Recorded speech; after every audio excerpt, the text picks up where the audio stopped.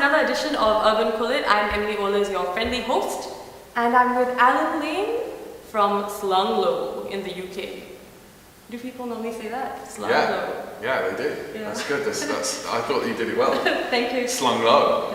Slung low. Yes. So Alan is partaking of coffee because he's been in Singapore for 3 days and he's been getting ready for his show, which is site-specific right here at Cinema Old School. And he's doing an interesting thing. We haven't seen something like this in Singapore. That's good.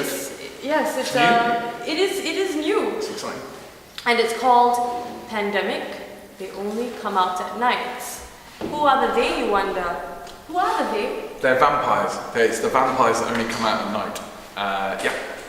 And vampires Singaporeans are familiar with vampires. Yes. We also have our own scary people like the Pontianak and That's right. local ghosts. To do your show, did you research Singapore ghosts? Did you bring your own brand? No, we did. Well, we did. This is the final part in a series of shows. Mm-hmm. So this is the end, but you don't need to have seen anything before to understand. But the other thing we did was we came out to Singapore about 3 months ago to meet with some people to talk about different religious beliefs, different beliefs in ancestral energies, and we met with the guys from the Paranormal Investigation Service who are insane. They're nuts, and they told us all about Singapore's vampires, myths and such. They're a lot of fun, so they really helped in giving the show some local flavour.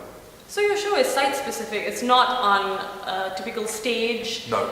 Does it come under the category of theatre, would you say? Yes, definitely. We're telling a story, and there are characters, and there are lines, and they need to get those right for the experience to be good. So in that sense, it is a play, but you listen to the whole thing through headphones, big headphones. Can you throw me a set of headphones? And the audience, the actors are all mic'd up, and you put this is great, look at this is live TV, right here, this is good. So you put this around your neck, and then the signal comes in through this, and you put, and now I can hear all the actors. I look ridiculous. Do you want to try? Yes. Will I hear sounds? No, because they've all gone home. Oh, how many? Now she looks ridiculous, this is good. So you hear the actors, all the actors are mic'd, look at this. Yeah. But I can hear something. Is it me talking? Oh yeah, probably. There we go. Yeah, good. It's still quite frightening. So the audience wear this. There's 150 every night, and they wear this, and they move around the space, and all the actors are mic'd, and they go where the actors tell them to, and so it's a bit like watching a film, except for you're the camera, so you decide what you're going to see. So how many performers are do you have? going to take them off, or are you going to keep it like that? Should I? Is this I think they're pretty, but sure. I always wanted to be in the Mickey Mouse Club. Is this what this is about? Right? Okay, yeah. Or a DJ. You can pretend to be No, DJs are passé. Mickey Mouse Club is much cooler. I mean, are you for real? Wow. Okay, I'm with you. I think that's true. We're having an artistic difference right now. Yes, we are. Yeah, so but we're okay about it. Yeah, cue sip of coffee while he gathers himself. Yeah. So how many performers handle the crowd? There are 5 actors, and then there is a team of about another 8 people who make sure the crowd are in the right place and make sure everyone's having a good time, that all the equipment's working and stuff. How do you make sure people are having a good time, like castle prods or? Yes, that's exactly how I find a group of people have a good time, and I poke them with a stick. Just making sure that they're not getting left out. I think in this sort of thing, if you go to the wrong place, you might miss a bit. So we're there to make sure that doesn't happen. Is your show, yes, let's take it all off. Is your show? This is a different type of interview than I was promised now. We're getting naked. I'm sorry, I hope it's not too unpleasant. It's not, it's great fun. I'm having a laugh. These people are too. Yes. She's wandered off. Okay. Yeah. You're very bad camera person. So, I forgot what I was going to ask you. So, I hear your company is not based in London where all the major companies are and all. Why are you not in London? Well, we're based in Leeds, which is in the great county of Yorkshire, up north. Yes. Up north, and we're based in 5 railway arches, which is where we make our work and where we store our stuff and where we come up with new ideas. And we're up there partly because the quality of living is just much better. The food's nicer, the air's cleaner, the water's better, you've just got more space, and also because the company gets more space and more room. If we were in London, we'd be one of 50 companies. Up north, there's more space for us, so we can make bigger shows. Yes. And how do you all come together? I mean, there's I suppose there's no specific training for people who do experiential site-specific work. So what are your backgrounds? Well, a lot of us were at university together, and we didn't study theatre, we just did theatre. So I think that happens a lot in Britain. I don't know what it's like in Singapore, but if you're trying to come up with new ways of doing things, learning how to do, being taught how to do the old ways isn't necessarily the best way. So we make a lot of mistakes, but we do that in private when there's not an audience, and then we learn from those mistakes, and then we present our work. So that's been the process for the last 10 years.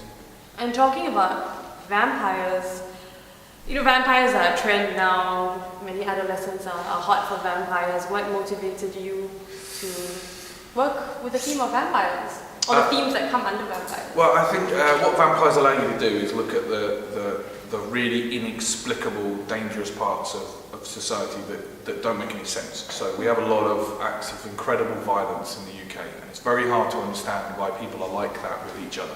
And I think that since Bram Stoker wrote Dracula, the vampire myth has been there in fiction to let us understand why that happens, because we can't possibly believe.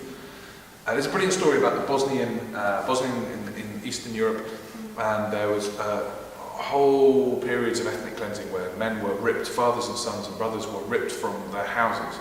And when the children were really small, when they were 3 or 4, the mothers would tell them, "Oh, your father in the night was taken by vampires," because it's easier to understand that vampires exist than it is to understand that a group of people who live in the village down the road came and took your father away. And I think that is incredibly powerful, that myths allow us to do that. Like the creation myths allow us to understand where we come from, and vampire myths allow us to understand why there are people in the world who do horrible things. And that's why we decided to work with the vampire. Does one solidly work on an experiential piece, which is site-specific? How do you bring rehearsal to a new place, to a new environment? Well, we don't start rehearsing it until we're here. So we have to rehearse it on site because it's quicker and easier to do it that way. And we do it with all the kit and all the microphones. But the writers have been working, and we've been testing out stuff. And we work on many shows at once. So we're doing 10 shows this year. So we've been preparing them all so that we can go bang, bang, bang. And when we finish here, we finish this, and we go back to Britain and we open another show 5 days after we land. So we're incredibly prepared to get what we've done. So you need a long period of preparation to get all that sort of work done. So that's what we've been doing. It's so interesting because we have a theme we're familiar with.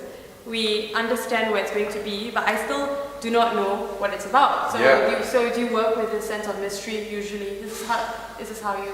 Yeah, we ask the audience to come in good faith with the same sort of suspension of disbelief that if you were off to see Shakespeare in the Park, who were doing 12th Night this year. If you go there and you watch that, then you don't after 2 minutes stand up and go, "That's rubbish, that's not really happening." And it's the same here. You walk through the environment, but we need you to have the same suspension of disbelief that you would if you went to see a Shakespeare play in a park. So it's similar to that. If we told you everything that was going to happen, it would be a bit dull. I really like that concept of good faith for audiences, because sometimes people are looking for fast food, things they understand already. They look at the menu and they recognize things. Yeah. And I think for art, you need surprises, and you need your audience to take gambles. I think the audience that come to us see us are risk takers, and they can feel empowered to take that risk if they know that we cherish them. We know that we are literally nothing. We cannot do anything without the audience. If they come, we'll look after them, and all we ask is that they take the leap, and we'll try our very hardest to make sure they have a good time. I feel that. So are you a risk taker, and are you ready to take the leap? Singaporeans and residents of Singapore. So the show by Slung. Pandemic, They Only Come in the Night. Starts on the 22nd and ends on the 27th of May. Shows at different times, but all at night. So get your tickets for Pandemic, They Only Come in the Night. I'm talking to Alan Lane. Hello. And I'm Emily Ola.